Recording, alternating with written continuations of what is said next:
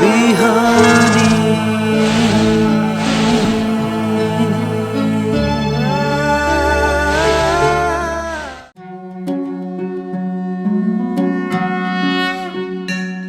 ओम देवी प्रपन्नारति हरे प्रसीद प्रसीद मातर जगतोऽखिलस्य प्रसीद विश्वेश्वरी पाहि विश्वं त्वमीश्वरी देवी चराचरस्य शरणागत दीनार्थ परित्राणपरायणे सर्वस्यार्ति हरे देवी नारायणी नमोस्तुते। समादरणीय संपूर्ण दर्शकवृन्द प्रातःकालीन हार्दिक अभिवादन। इमेज च्यानल को शुभ बिहानी कार्यक्रम मार्फत हामी समुपस्थित भइसकेका छौं। आज नवरात्रको द्वितीय दिवस अर्थात् आश्विन शुक्ल द्वितीया। हिजोबाट नवरात्र प्रारम्भ भएको छ। हामीले हिजो घटस्थापना गरेर पहिलो दिन शैलपुत्री माताको शैलपुत्री भगवतीको पूजा आराधना गर्यौं र आज हामीले दोस्रो दिनमा प्रथमं शैलपुत्री च द्वितीयं ब्रह्मचारिणी सप्तशतीमा बताइएको छ। आज हामीले दोस्रो दिन ब्रह्मचारिणी नाम गरेकी देवीको उपासना गर्नुपर्दछ। देवीका यी विभिन्न स्वरूपहरू हुन्छन् र प्रत्येक स्वरूपले विभिन्न कुरालाई संकेत गरेका हुन्छन्।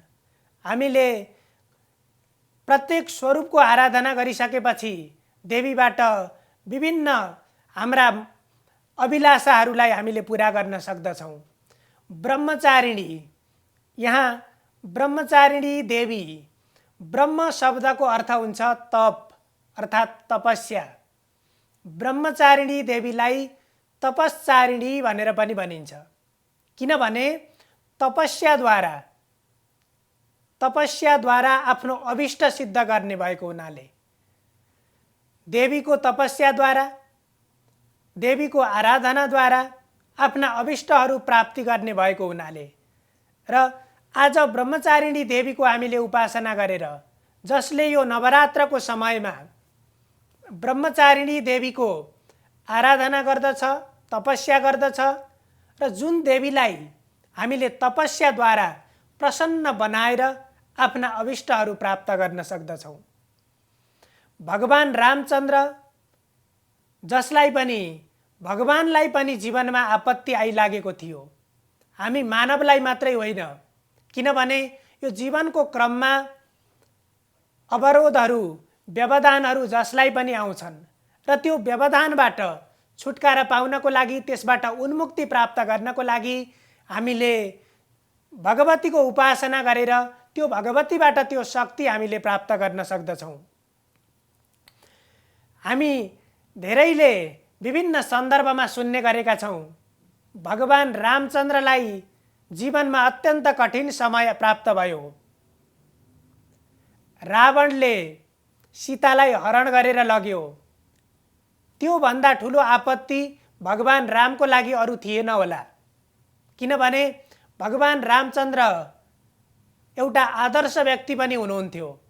भगवान रामचन्द्रका चरित्रले एउटा जीवनलाई, समाजलाई सबभन्दा ठुलो मार्गदर्शन गरेको थियो र त्यस्तो समाजमा एउटा आदर्श व्यक्ति भगवान रामचन्द्र, जसले सधैँ असल कार्यहरू गर्नुभयो, सधैँ प्रजाहरूलाई प्रसन्न बनाउनुहुन्थ्यो, त्यस्ता भगवान रामचन्द्रको जीवनमा पनि आपत्ति आइलाग्यो।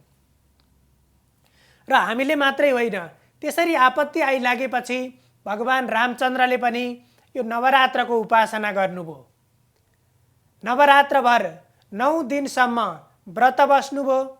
माता भगवतीको एकान्तमा बसेर एकाग्र भावले भगवतीको आराधना गर्नुभयो र त्यसरी आराधना गरिसकेपछि 9 दिनसम्म देवीको तपस्या र आराधना गर्नुभयो र त्यसपछि देवीबाट वरदान प्राप्त गरेर, देवीबाट शक्ति प्राप्त गरेर रावणको संहार गर्नुभएको थियो र त्यो शक्ति भगवान रामचन्द्रले देवीबाट प्राप्त गर्नुभयो। त्यस्तै हामीले पनि ब्रह्मचारिणी अर्थात् जुन देवीलाई हाम्रो तपस्याद्वारा प्रसन्न बनाउन सकिन्छ, हामीले सत उपासनाद्वारा सत कर्मद्वारा देवीलाई प्रसन्न बनाउन सकिन्छ, त्यस्ती देवीको नाम हो ब्रह्मचारिणी। मैले नवरात्रका विभिन्न अवस्थाहरूको बारेमा योभन्दा अगाडिका श्रृङ्खलामा पनि मैले कुरा गरेको थिएँ र ती विभिन्न नवरात्र भनेका साधना गर्ने अत्यन्त महत्त्वपूर्ण समय हुन् र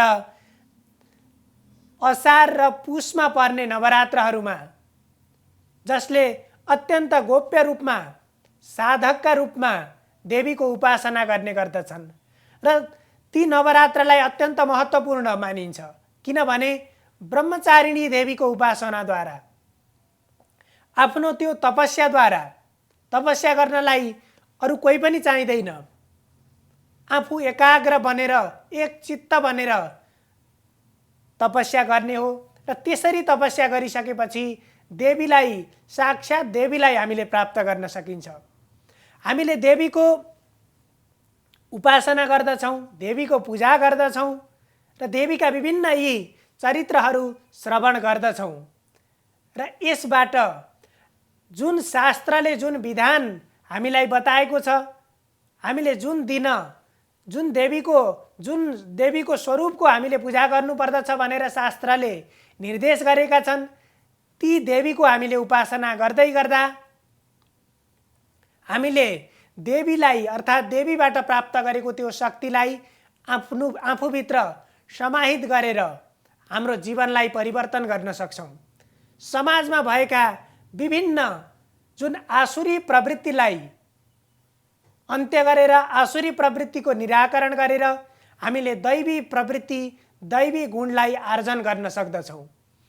प्रत्येक मानवभित्र हामीले देवीको उपासना गरेर मानवभित्र भएका त्यो नराम्रा प्रवृत्ति, राक्षसी प्रवृत्तिलाई संहार गर्नको लागि अर्थात् हामीभित्र भएको जुन नराम्रो स्वभाव हुन्छ, हाम्रा जुन नराम्रा व्यवहारहरू हुन्छन्, हामीले यदि बाह्य रूपमा नराम्रो व्यवहार गर्दछौँ भने, त्यस्ता कर्महरू हामीबाट हुन्छन् भने, त्यस्ता बाणीहरू हामीबाट व्यक्त हुन्छन् भने त्यो आसुरी प्रवृत्तिको प्रभाव हो। र देवीको तपस्या र उपासना गरिसकेपछि ती प्रवृत्तिबाट अर्थात् ती राक्षसी स्वभावबाट आफूलाई मुक्त गर्न सकिन्छ र आफूले गरेका प्रत्येक कार्यमा सफलता प्राप्त गर्न सकिन्छ। हामीले जीवनमा धेरै मेहनत पनि गर्दछौँ। अहिले हामीले समाजमा देख्न सक्छौँ, सबै मानिसहरू आफ्नो जीवनको सफलताको लागि नै दौडिराखेका छन्, हर पल प्रयत्न गरिराखेका छन्। थोरै सुतेर भए पनि कसरी हुन्छ मेरो जीवनलाई उन्नत बनाउँछु भनेर लागिराखेका हुन्छन्। तर त्यो जुन साधना गरेका हुन्छन्, जुन प्रयत्न गरेका हुन्छन्, त्यो प्रयत्न पनि सही ठाउँमा हुन सकेन, उपयुक्त कालमा हुन सकेन भने त्यसले राम्रो नतिजा दिँदैन, राम्रो रिजल्ट त्यसबाट प्राप्त गर्न सकिँदैन। त्यस्तै यो विशेष समय हो र आजको दिनमा ब्रह्मचारिणी देवीलाई यदि हाम्रो तपस्याद्वारा, साधनाद्वारा हामीले प्रसन्न गराउन सक्यौँ भने, जसरी भगवान रामचन्द्रले रावणलाई संहार गर्न सफल हुनुभयो, सजिलै जित्नुभयो र आफ्नो जीवनको सबभन्दा ठुलो आपत्तिबाट मुक्त हुनुभयो, त्यस्तै गरी हामीले पनि हाम्रो जीवनका आपत्तिबाट, हाम्रो जीवनमा आइपर्ने व्यवधानबाट हामी सजिलै मुक्त हुन सक्दछौँ र हाम्रो जीवनलाई अत्यन्त सहज बनाउन सक्दछौँ। र देवीले, सप्तशतीमा देवीले बताए जस्तै जस्तो चिन्तन भक्तहरूले गर्दछन् त्यही चिन्तन अनुरूपको फल मबाट प्राप्त हुन्छ। जसले श्रद्धापूर्वक मेरो आराधना गर्दछन् त्यो फल मबाट प्राप्त गर्दछन् भनेर देवीले भन्नुभएको छ। यो जीवन जगतमा भएका सम्पूर्ण प्राणीहरूको कल्याणका निमित्त र कर्म अनुसारको फल दिने, हामीले जस्तो कर्म गर्छौँ तदनुरूपको हामीले फल प्राप्त गर्छौँ। यदि हाम्रा व्यवहारहरू, हाम्रा कर्महरू शास्त्रीय विधि अनुरूपका, शास्त्रले जुन निर्देश गरेको छ तदनुरूपका भयो भने हामीले देवीको शक्ति हामीले प्राप्त गर्न सक्छौँ। यदि हाम्रा व्यवहारहरू हाम्रा कर्महरू त्यस अनुसारका भएनन् भने हामीले देवीलाई खुसी बनाउन सक्दैनौँ। र देवीलाई खुसी बनाउनु भनेको, हामीले पूजा आराधना गर्नु भनेको देवीलाई खुसी बनाउन मात्रै होइन। हामीले यसरी बुझ्नुपर्छ, कहिले पनि पूजा आराधना तपस्या भनेको मैले मेरो निमित्त गर्दैछु, मैले मेरो जीवनको सफलताको निमित्त गर्दैछु, यसले मेरो जीवनलाई मेरो जीवनको लक्ष्यलाई प्राप्ति गराउँदछ भन्ने कुरालाई मनमा राख्नु पर्दछ। किनभने एउटा भक्तले एउटा कुनै पनि व्यक्तिले पूजा नगर्दैमा अर्थात् देवीको उपासना गरेन भने देवीलाई त केही पनि फरक पर्दैन। माता भगवती त स्वयंमा पूर्ण हुनुहुन्छ र हामीले यो आराधना, यो नवरात्रको आराधना के को लागि गर्दैछौँ त भन्दाखेरि त्यही आफूमा पूर्णता, आफूलाई पूर्णता दिलाउनको लागि गर्दैछौँ। त्यसकारण देवीको आराधनाबाट हामीले आफूमा भएका अज्ञानतालाई निर्मूल पार्ने, आफूमा सात्विक भावनाको वृद्धि गर्ने, त्यसको लागि हामीले ब्रह्मचारिणी देवीको उपासना गर्नुपर्दछ। तपस्याद्वारा सन्तुष्ट हुने अर्थात् तपस्याद्वारा नै प्रसन्न हुने भएको हुनाले माता ब्रह्मचारिणी देवीलाई एकपटक ब्रह्माजीले पनि आफूलाई आपत्ति आइलाग्दाखेरि ब्रह्माजीले पनि माता भगवतीलाई सम्झनुहुन्छ र भगवान शिवले पनि माता भगवतीलाई सम्झनुहुन्छ, भगवान विष्णुले पनि माता भगवतीलाई सम्झनुहुन्छ। जो ब्रह्मा विष्णु र महेश्वर अर्थात् भगवान शिव जसले यो संसारमा सृष्टि स्थिति र प्रलयको काम गर्दै आउनु भएको छ, सृष्टि स्थिति र प्रलयका प्रतीकको रूपमा हामीले ब्रह्मा विष्णु महेश्वरलाई मान्दछौँ। र त्यो ती त्रिदेवले पनि, जसलाई त्रिदेव भनेर भनिन्छ, ती त्रिदेवले पनि माता भगवतीकै शक्तिद्वारा, देवीकै तपस्याद्वारा शक्ति प्राप्त गरेर यो सम्पूर्ण जगतलाई सञ्चालन गरिराख्नु भएको छ। र हामीले पनि देवीको आराधनाबाट, देवीको तपस्याबाट त्यो शक्ति प्राप्त गरिसकेपछि हामीले हाम्रो जीवनलाई व्यवधानपूर्वक, जो जीवनमा आइपर्ने व्यवधान हुन्छन् ती व्यवधानहरूलाई निवृत्तिपूर्वक हाम्रो जीवनलाई अगाडि बढाउन सक्दछौँ। र ब्रह्म मुहुर्तदेखि प्रातःकालदेखि सायङ्कालसम्म हामीले कसरी हाम्रा व्यवहारहरू आचरण गर्ने, तब कि बिहान हामी प्रातःकालमा हामी बिस्ताराबाट उठ्छौँ, उठेदेखि नै हाम्रो चिन्तन भनेको यो नवरात्रको अवधिमा माता भगवतीकै चिन्तन हुनुपर्दछ। देवीका महाकाली, महालक्ष्मी र महासरस्वती यी स्वरूपको चिन्तन हुनुपर्दछ। र विशेषतः नवरात्रमा 9 दिनका तत्तत् स्वरूपका देवीहरूको विशेष पूजा र आराधना गर्नुपर्दछ। त्यसरी गर्दै जाँदाखेरि अनि हामीले देवीको त्यो शक्तिलाई, देवीको त्यो आराधनाबाट प्राप्त हुने त्यो वरदान हामीलाई प्राप्त हुन्छ। यसरी हामीले शास्त्रीय विधि अनुरूप हामी अगाडि बढ्नु पर्दछ। र यो बीचमा यदि हामीलाई सप्तशतीका विभिन्न चरित्रहरू, जहाँ माता भगवतीका यी सन्दर्भहरू, भगवान विष्णुले आराधना गरेका, भगवान शिवले देवीको आराधना गरेका, तपस्या गरेका, ब्रह्माजीले देवीको आराधना गरेका, तपस्या गरेका यी चरित्रहरू हामीले श्रवण गर्नुपर्दछ। र यसरी हामीले देवीलाई एउटा शक्तिको प्रतीकको रूपमा, शक्तिको रूपमा हामीले देवीको उपासना गरेर त्यो शक्तिलाई आफूभित्र समाहित गरेर हाम्रो जीवनलाई समुज्वल बनाउनु पर्दछ। किनभने जब यो सृष्टिको समय थियो, यो जगतको उत्पत्तिको समय थियो, त्यति बेला भगवान विष्णु क्षीर सागरमा, समुद्रमा शयन गरिराख्नु भएको थियो। समुद्रको बीचमा भगवान विष्णु शेष नागमाथि शयन गर्नुभएको थियो र त्यहाँ शेष नागमा शयन गरेका भगवान विष्णुको नाभि कमलबाट ब्रह्माजीको उत्पत्ति भयो। त्यहाँबाट ब्रह्माजी निस्कनु भयो र ब्रह्माजीको उत्पत्ति भइसकेपछि ब्रह्माजीले देवीको आज्ञा अनुसार अर्थात् यो सृष्टिको सम्पूर्ण कर्महरू ब्रह्माजीले सञ्चालन गर्नुभयो। सञ्चालन गर्नको लागि ब्रह्माजीलाई देवीले आज्ञा दिनुभयो र त्यसपछि भगवान विष्णुले जति पनि यो सृष्टिमा भएका प्राणीहरू हुन्छन् ती सबै प्राणीहरूको संरक्षण गर्ने, ती प्राणीहरूको रक्षा गर्ने कार्य भगवान विष्णुले गर्नुभयो भने भगवान शिवले रौद्र रूप लिएर सम्पूर्ण वस्तुहरूको संहार गर्ने गर्नुहुन्छ र यी तीनवटै देवहरूले त्यसरी यो सृष्टिको क्रममा उत्पत्ति भएर देवीकै आज्ञा अनुसार उत्पत्ति भएर आफ्ना कार्यहरू सृष्टि स्थिति र संहारका कार्यहरू अगाडि बढाउँदै जानुहुन्छ र जति बेला भगवानलाई पनि अप्ठ्यारो पर्छ, भगवानलाई पनि अवरोध सिर्जना हुन्छ, त्यति बेला माता भगवतीलाई सम्झना गर्ने, माता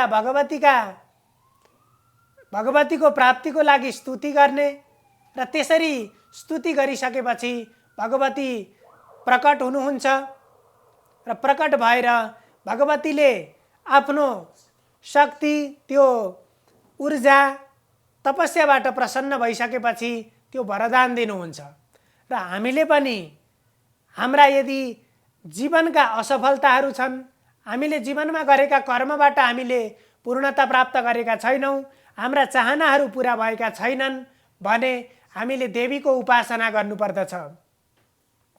या देवी सर्वभूतेषु बुद्धिरूपेण संस्थिता नमस्तस्यै नमस्तस्यै नमस्तस्यै नमो नमः।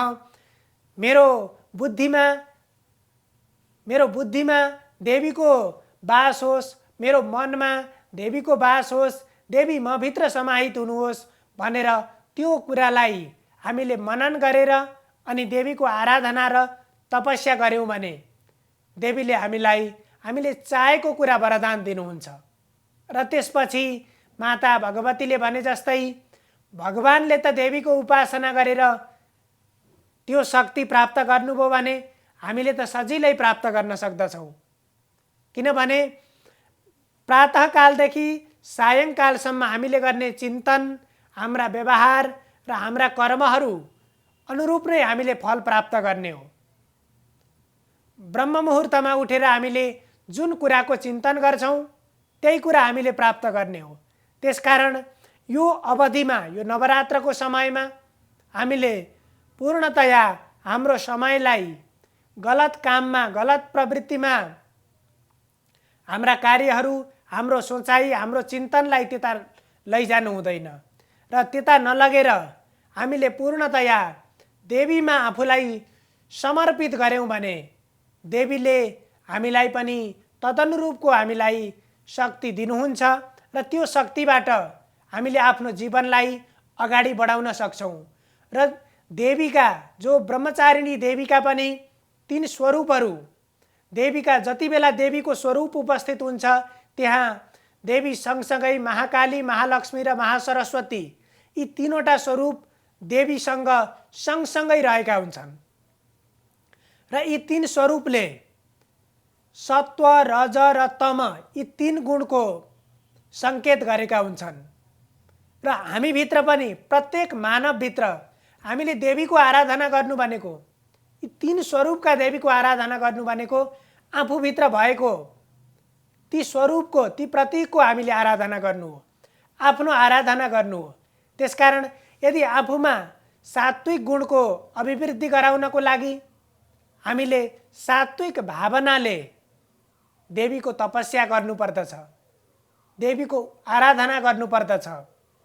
अब तपस्या गर्ने भनेर ऋषि महर्षिहरूले पहिले प्राचीन कालमा गरेको जस्तो तपस्या जङ्गलमा गएर वृक्षको फेदमा बसेर एकाग्र भएर कन्दमूलहरू भक्षण गरेर त्यसरी तपस्या गर्ने प्रचलन थियो। तपस्या त्यसलाई मात्रै तपस्या भनिँदैन, समय अनुसारको तपस्या पनि फरक फरक हुन्छ। किनभने प्रत्येक व्यक्तिका कर्महरू फरक फरक शास्त्रले निर्धारण गरेका छन्। जस्तो कि छात्राणाम स्वाध्यायनम तपः, एउटा विद्यार्थी छ भने त्यो विद्यार्थीको तपस्या के हुन्छ? आफ्नो अध्ययन गर्नु भनेको विद्यार्थीको तपस्या हो। त्यस्तै गृहस्थीको तपस्या भनेको गृहस्थीले आफ्नो कर्म गर्दाखेरि विभिन्न अज्ञानतावश विभिन्न अशुभ कर्महरू भएका हुन सक्छन्, त्यसको निवृत्तिको लागि नित्य कर्महरू नैमित्तिक कर्महरू गर्नुपर्ने हुन्छ। त्यस्तै प्रत्येक व्यक्तिका लागि आफ्ना कर्महरू छुट्याइएको हुन्छ। शास्त्रले ती कर्महरू निर्देशन गरेका छन्। ती कर्मलाई हामीले त्यही शास्त्रीय विधि अनुरूप नै ती कर्मलाई हामीले अगाडि बढाउनुपर्छ र यसरी त्यसलाई नै तपस्या भनेर भनिन्छ। र हामीले आफ्नो कर्ममा सफलता प्राप्तिको लागि आज तपस्याद्वारा साधनाद्वारा ब्रह्मचारिणी देवीलाई प्रसन्न बनाएर आफ्ना अभिष्टहरू हामीले प्राप्त गर्न सक्दछौँ र आफ्नो जीवनलाई हाम्रो जीवनलाई सफल बनाउन सक्दछौँ। सर्वे भवन्तु सुखिनः, सर्वे सन्तु निरामया, सर्वे भद्राणि पश्यन्तु, मा कश्चित् दुःखभाग् भवेत्। हजुरहरूको दिन मङ्गलमय होस्। धन्यवाद।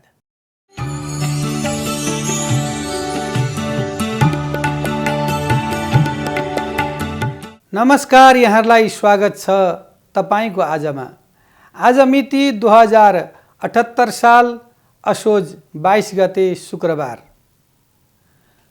सुरुवात गरौँ पञ्चाङ्गबाट।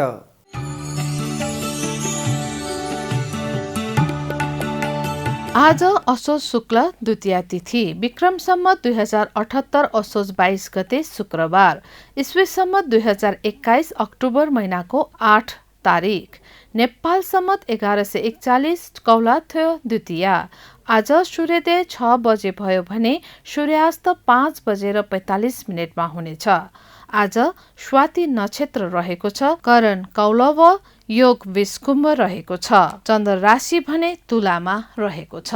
12 राशिको राशिफल के कस्तो प्रक्रियाले चलेको छ भन्ने विषयमा आज जानकारी गर्न गइरहेको छु। मेष राशि। मेष राशिका स्वामीका मङ्गल भएका कारणले यी मेष राशिका जातकहरूलाई गुरु गणेशको उपासना गर्दा अति नै राम्रो मानिन्छ। विद्यार्थीहरूको लागि भने आज विद्या अध्ययनमा अति राम्रो छ। धनार्थीको लागि भने अलि धन सञ्चयमा गाह्रो पर्ने स्थिति देखिन्छ। आज हजुरको यात्रा सम्बन्धी योग पनि देखिएको छ। हजुरले यात्रा गर्दाखेरि आज गुरु गणेशको नाम सम्झेर पूर्व फर्केर गर्नुभयो भनेदेखि हजुरका सम्पूर्ण मनोरथहरू पूर्ण भएर जानेछन्। वृष राशि। वृष राशि हुनेवालाको जातकको आज मनोरञ्जनको योग बनेको छ। आज मिष्टान्न भोजी, आज हजुरका पुराना मित्रहरूसँग भेटघाट हुनेछ भनेदेखि आज दाम्पत्य जीवनमा भने अति उत्तम योग देखिनेछ। लेनदेनको पक्षमा भने यहाँहरूले विचार गर्नुपर्नेछ, किन यहाँको लेनदेनमा फसेका चिजहरू भने हाता लाग्ने छैनन्। मिथुन राशि। मिथुन राशिका स्वामी भएका जातकको लागि आज मध्यम दिन रहेको छ। यहाँहरूको रात्रिका समयमा यहाँहरूको कार्य गृह स्थानबाट टाढा जानको लागि कालजोगले राम्रो देखिन्न र यहाँहरूको धन सम्पत्तिमा अलि क्षतिको योग पनि देखिएको छ। कर्कट राशि। कर्कट राशिका व्यक्तिहरूलाई भने आजको दिन अति उत्तम मानिन्छ। चन्द्रमाको दर्शन गरेर यहाँले दक्षिणतर्फ लागेर शुभ कर्म गर्नुभयो भनेदेखि यहाँका सम्पूर्ण मनोरथहरू पूर्ण भएर जानेछन्। र विद्यार्थी राजनीतिक र सेयर कारोबार गर्नेको लागि भने आज अति नै उत्तम दिन मानिएको छ। सिंह राशि। सिंह राशिका स्वामी सूर्य भएका कारणले आज हजुरले सूर्य भगवानको उपासना गरेर श्री सूर्य नारायणको ध्यान मनन गरेर यदि अगाडि बढ्नुहुन्छ भनेदेखि यहाँका सम्पूर्ण कार्यहरू सिद्ध भएर जानेछन्। र यहाँले एउटा तामाको लोटामा अबिर यानी गुलाल राखेर ओम घृणी सूर्याय नमः भन्ने मन्त्र 21 पल्ट 51 पल्ट यदि स्मरण गरेर श्री सूर्य भगवानलाई अर्पण गर्नुहुन्छ भने यहाँका सम्पूर्ण मनोरथहरू पूर्ण भएर जानेछन्। कन्या राशि। कन्या राशिका जातकको लागि आज दिन मध्यम रहेको छ। आज कन्या राशिका जातकले ओम बम बुधाय भन्ने मन्त्र स्मरण गरेर यहाँले कान्छी अम्लामा यहाँले पञ्चधातु या श्रवण या चाँदीमा गोमेद धारण गरेर यदि कार्य गर्नुहुन्छ भने अवश्यमेव यहाँका काम स्रोतफूर्त रूपले अगाडि बढ्ने देखिन्छ। र यहाँको सवारी साधनको लागि भने चलाउँदाखेरि यहाँले अति नै विचार गर्नुपर्ने योग पनि देखिरहेको छ। यहाँका ग्रहका गति अनुसारले चोट पटकको भएको योग हाम्रो कुण्डली अनुसारले देखिन्छ। तुला राशि। तुला राशिको स्वामी शुक्र। शुक्र राशि भएका व्यक्तिले पहिरनमा सकेसम्म उज्यालो प्रकारको रङलाई प्रयोग गर्नु पर्यो। व्हाइट सेतो कपडा यहाँले धारण गर्नुहोस् र यहाँलाई 9 अङ्क लभ्य हुनेछ। भनेदेखि आज यहाँको वणिक यानी व्यापारिक क्षेत्रतर्फ भने अति यहाँले मुनाफा पाउने योग देखिएको छ। यहाँले जल सम्बन्धी लिक्विड यानी तरल पदार्थ सम्बन्धी यहाँले पेय चिज सम्बन्धी कर्म गर्नुहुन्छ भने यहाँलाई आज साह्रै नै राम्रो योग बनेको छ। वृश्चिक राशि। वृश्चिक राशिका जातकको लागि भने आज दिन शुभ रहनेछ। गुरु गणेशका कृपाले गरिकन आज यहाँहरूलाई कुनै प्रकारको नराम्रो अब्जस सुन्न पर्ने देखिँदैन र यहाँले गुरु गणेशको प्रतीक भएको यदि मुगा लकेट धारण गर्नुभयो भनेदेखि यहाँलाई शुभ बन्नेछ। र यहाँको व्यापारी क्षेत्रमा भने यहाँले गाडी वाहन आदि लत्ता कपडा सम्बन्धी यदि कारोबारमा यहाँ आज अग्रसर हुनुभयो भनेदेखि यहाँको दिन सुमधुर हुनेछ र राम्रो हुनेछ। यहाँलाई मुनाफाको योग देखाउँछ। धनु राशि। धनु राशि हुने व्यक्तिको लागि भने आज लत्ता कपडा व्यापारबाट साह्रै नै फलदायक दिन बनेको छ। भने आज यहाँहरूले लोहा यानी फलाम सम्बन्धी चिजहरू खरिद बिक्रीमा धेरै नै होस पुर्याउनु पर्ने योग पनि देखिन्छ। आज यहाँहरूको यो दिन त्यति फलाम सम्बन्धीमा शुभ देखिँदैन, किन गुरु स्वामीले फलाम सम्बन्धी चिजहरूमा आजको दिनमा यदि क्रय विक्रय गर्छ भने यहाँलाई त्यति शुभ राम्रो देखिँदैन। मकर राशि। मकर राशिको स्वामीका जातकको लागि भने आज गाडी वाहन आदिमा शुभ राम्रो फल पाइने योग देखिन्छ। विद्यार्थी वर्गमा भने शुभ राम्रो योग छ र हजुरको स्वास्थ्य क्षेत्रमा अलि गडबडीको योग पनि देखिन्छ र स्वास्थ्यमा यहाँहरूले धेरै नै विचार पुर्याउनु पर्ने हुन्छ। भने हजुरका पुराना पुराना साथीभाइहरूको जम्का भेटले गर्दा यहाँको मन बडा हर्षित हुन सक्ने सम्भावना पनि हुन्छ।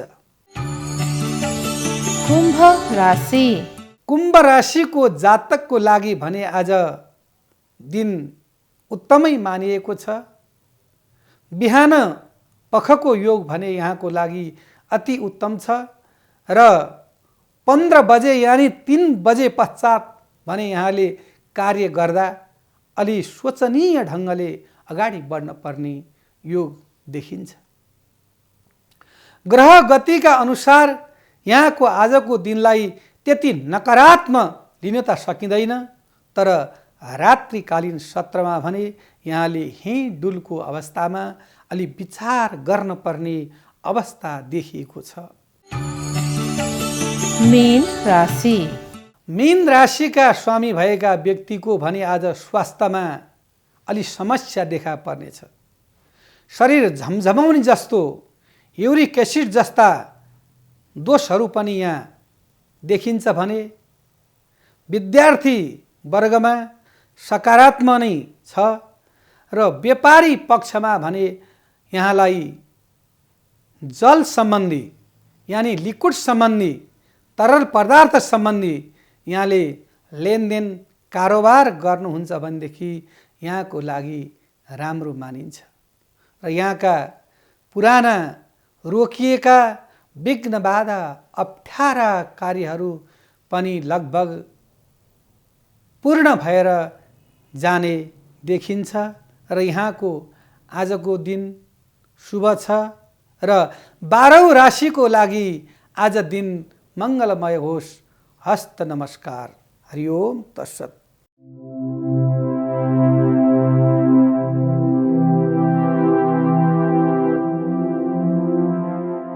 नमस्कार, यहाँहरूलाई स्वागत छ वास्तु विधामा।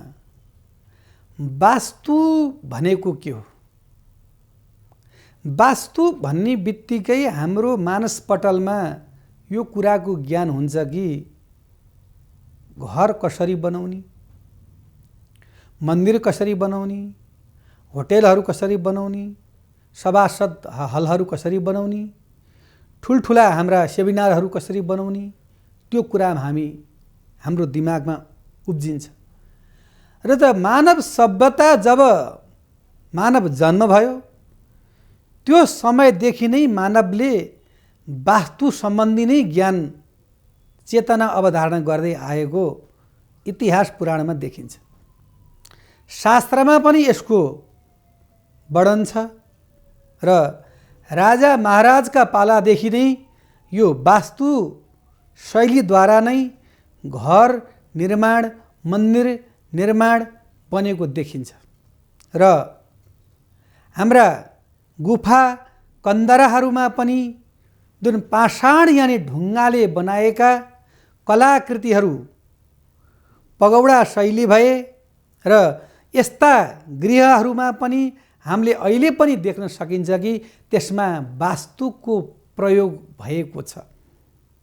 यो वास्तु मिलाउन पर्ने मुख्य कारण चाहिँ के हो त भन्दा वास्तुले मानव जीवनमा नकारात्मक फल दिनिरहेछ यदि मिलेन भने, र त्यो सकारात्मक फल लिनको लागि हामीले वास्तु उपयोग गर्नुपर्दछ। र वास्तु उपयोग गर्दाखेरि कुन कुन स्थानमा गरिन्छ र कसरी गरिन्छ र कोद्वारा गरिन्छ भन्ने विषयमा हामी चर्चा परिचर्चा गर्न गइरहेका छौँ। हुन त अहिलेसम्म वास्तुका पढाइ हाम्रो त्यस्तो कुनै हुँदै आएको छैन। अबको दिनमा यो वर्णन हुन लागिरहेको छ र आज ठुला ठुला घर हलहरू बन्छन्। इन्जिनियरहरूले स्वयं वास्तु अनुसारले यसको नक्साहरू कोर्नुहुन्छ। आज हामी पुराना पुराना गृहहरूमा जाउँ, हाम्रो वास्तु मिलेको देखिँदैन। हामी जुन घरमा जान्छौँ, जुन मन्दिरमा जान्छौँ, त्यसमा भर्याङहरू कति उल्टा देखिन्छन्। उल्टो भनेको फेरि हजुरलाई कस्तो अर्थ लाग्ला भन्दाखेरि हामी त्यो भर्याङमा समातेर जाँदाखेरि हाम्रो दाहिने हातले त्यो भर्याङको रेलिङलाई समात्नुपर्छ, त्यो सुल्टो भयो। देब्रे हातले यदि समात्यो भने त्यो उल्टो हुन्छ र त्यो वास्तु उल्टो भइसकेपछि त्यसमा के हुँदाखेरि त्यो घरमा बस्ने मनुष्यको मानसिक तनाव बढ्छ एक नम्बरमा। अर्को नम्बरमा त्यसका खर्चहरू धेरै भइरहेका हुन्छन् र त्यो घरमा कोही न कोही बिमारी परिराखेको हुन्छ। त्यसलाई सुख शान्ति समृद्धि हुँदैन। हामीलाई सुख र शान्ति समृद्धि हामीले चाहेका छौँ। किन हामी वास्तु देखाउँछौँ, किन इन्जिनियरसँग हामीले परामर्श लिन्छौँ भन्दाखेरि हामी घर बनाऊँ, जीवनभरि कमाएको पैसा एउटा घर, घडेरी, गाडी, वाहन आदि हामीले लिँदाखेरि हामी ज्योतिषसँग परामर्श लिन्छौँ। मेरो राशि के हो, मेरो लक्की नम्बर के हो, मेरो कलर के हो, बल्कि यो किन लिइन्छ त भन्दाखेरि मलाई शान्ति मिलोस्। धनले मात्रै पनि शान्ति मिल्दैन, जागिरले पनि शान्ति मिल्दैन, गरगहनाले शान्ति मिल्दैन। तर त्यो दिनभरि अफिस होस्, कुनै स्थान हो, त्यहाँबाट काम गरेर जाँदाखेरि त्यो वास्तु मिलेको घरमा जाने बित्तिकै उसलाई आनन्द महसुस हुन्छ। घरमा जाने बित्तिकै शान्ति हुन्छ, चयन हुन्छ, उसलाई बेचैनी हुँदैन। त्यस कारणले वास्तुपरक अनुसारले गृह निर्माण गर्दाखेरि अति नै शुभ राम्रो फल पाइनेछ। त्यस कारणले अहिलेको समयमा मानवहरू सम्पूर्ण कुरामा सुखी छन्, तर भौतिक कारणले गर्दा मान्छेलाई शान्ति छैन। त्यो शान्ति केले दिन्छ भन्दाखेरि वास्तुले शान्ति दिन्छ। अब आउनुहोस् हामी यसको चर्चा परिचर्चा गरौँ। अब वास्तु कसरी मिलाउने त? अब यदि वास्तु हाम्रो घर छ भनेदेखि त वास्तु हामीले ईशान कोणमा के राख्ने, आग्नेय कोणमा के राख्ने, नैऋत्य कोणमा के राख्ने र वायव्य कोणमा के राख्ने भन्ने विषय हामीलाई सजिलो हुन्छ। यदि हामी घरमा छैनौँ, हामी रेन्जमा बसेका छौँ, त्यो पनि हामीले फ्ल्याट लिन सकेको अवस्था हुँदैन। त्यसमा हामी एउटा रुममा छौँ, दुईटा रुममा छौँ भनेदेखि कसरी वास्तु हामीले मेजरमेन्ट गरिन्छ त्यो विषयमा हामी चर्चा परिचर्चा गरौँ। यदि हामी एउटै रुममा छौँ भने पनि वास्तु मिलाउन सकिन्छ। हाम्रो पानीको फिल्टर छ, पानीको जार छ, पानीको युरो गार्ड छ। अब अहिलेको समयअनुसारले यो परिवर्तन हुँदै जाँदो रहेछ। त्यो पानी हामीले कता राख्नु पर्यो भन्दाखेरि त्यो एउटा कोठाको जुन हामीले एउटा रुम लिएका छौँ त्यो रुमको पूर्व र उत्तरको कोणमा हामीले त्यो पानीलाई स्थापना गर्नु पर्यो। रुम एउटै हो। अब हामीले अग्नि कता राख्ने भन्दाखेरि त्यही कोठाको चाहिँ नि दक्षिण र पूर्वको भागमा आग्नेय कोण मानेर हामीले त्यहाँ चाहिँ नि ग्यास राख्नु पर्यो। त्यो राख्दाखेरि कतापट्टि फर्काउनु पर्यो भन्दाखेरि पूर्व फर्केर हाम्रो धड यानि पछाडि पश्चिममा होस् र हाम्रो मुखाकृति चाहिँ नि पूर्वमा होस्। त्यसरी हामीले यदि भात पकाउँछौँ, भुजा पकाउँछौँ, राइस कुकर जोड्छौँ भनेदेखि हाम्रो घरमा कुनै प्रकारको पनि नेगेटिभ भाइब्रेसनले दुःख दिँदैन।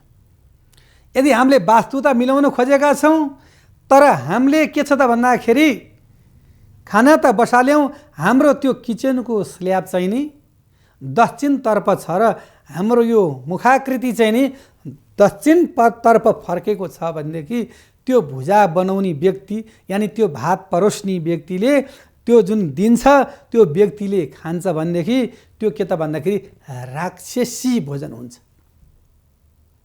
किन भन्दाखेरि आदरणीय सज्जन भक्तवृन्द दक्षिणतर्फमा नरकको द्वार छ। त्यस कारणले दक्षिण फर्केर कहिले पनि हामीले चाहिँ नि भुजा ग्रहण गर्नु हुँदैन। पितृपक्ष गर्दाखेरि दक्षिण फर्किनुपर्छ र अरू कर्ममा दक्षिण फर्किनु हुँदैन। र हाम्रो एउटा रुम छ, हामीले पानीलाई मिलायौँ, अग्निलाई मिलायौँ, अब हाम्रो फेरि बेडरुम पनि मिलाउनु पर्ने अवस्था छ। अब बेडरुम हामीले कता मिलाउने भन्दाखेरि अब हामी धनार्थी छौँ, हामीले जागिर खायौँ, हामीले पैसा सङ्कलन गऱ्यौँ, सेभिङ गर्दैछौँ, पैसा जग्गा जोड्यौँ, घर किन्न सकेको छैन भनेदेखि हामीले चाहिँ के त भन्दा हाम्रो सिरानी दक्षिणतर्फ गर्नु पर्यो। त्यहाँबाट के त भन्दाखेरि हामीलाई धन आउँछ। र यदि हामीले खाना खाँदा दक्षिण फर्किनु भएन भन्दा शयन गर्दाखेरि दक्षिणतर्फ हामीले सिरानी फर्किन मिल्यो। र अब विद्यार्थी यदि छन् घरमा, नानी बाबु छन् भनेदेखि तिनीहरूले दक्षिण फर्किने होइन, तिनीहरूले पूर्व फर्किनु पर्यो। पूर्वबाट आएको त्यो सूर्यको किरणहरू त्यो शक्तिले गर्दाखेरि उनको चाहिँ के त भन्दाखेरि त्यो मानसपटल ब्रेनमा गएर उनीहरूको ऊर्जा शक्ति बढ्दछ, उनलाई शान्ति हुन्छ, शीतलता हुन्छ। त्यस कारणले बच्चाको सिरानी जहिले पनि पूर्वपट्टि फर्काउनु पर्यो। अब यदि मिल्दैन, तपाईँको स्थिति नाजुक छ, अप्ठ्यारो छ भनेदेखि तपाईँले पश्चिम पनि फर्काउन सक्नुहुन्छ, तर उत्तर कहिल्यै पनि नफर्काउनु होला। उत्तर तपाईँले यदि फर्काउनु हो भनेदेखि शास्त्रमा वर्णन गरे अनुसारको तपाईँ सुत्दाखेरि 1000 10,000 गाई दान गर्दै हुनुहुन्छ। अहिलेको समयमा गाई दानको त अब समय परिस्थिति रहेन, तैपनि गर्नेले कसैले गर्नुहुन्छ। 1000 दान 10,000 गाई दान गर्दा कति फल मिल्छ भनेदेखि बिहान उठ्दाखेरि 10,000 गाईलाई वध गरेको फल मिल्छ। उत्तर सिरानी कहिले पनि पार्नुहुन्न। अब हामी जान पर्यो, धन राख्ने ठाउँ पनि हामीलाई चाहियो नि। अब हामी धन सञ्चय कता गर्ने त? हाम्रो सानो एउटा दराज छ, अब त्यो दराज हामीले कता राख्ने?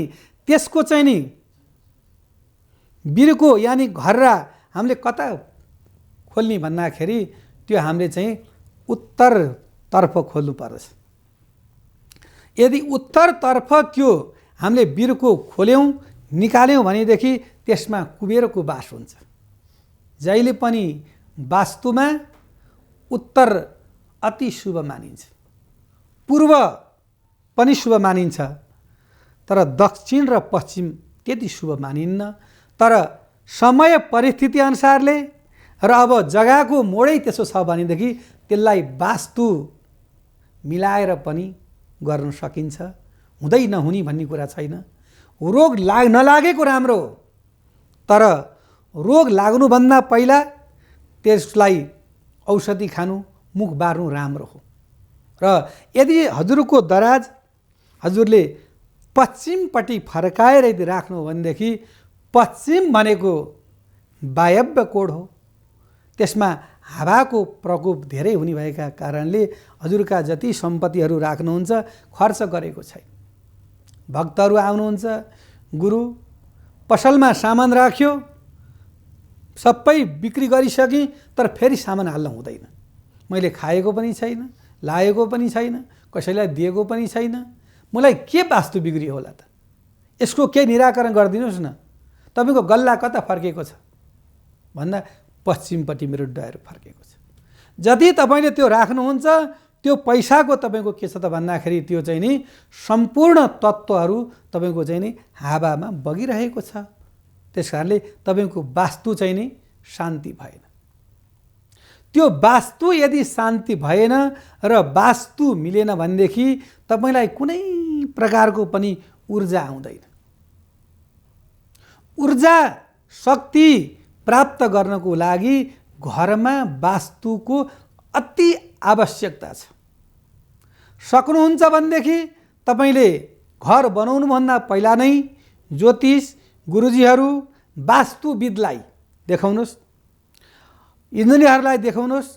सक्नुहुन्न भने पनि त्यहाँभन्दा पछि पनि त्यो वास्तुका केही विधाहरू छन्, त्यसलाई शान्ति गर्ने केही उपायहरू छन्।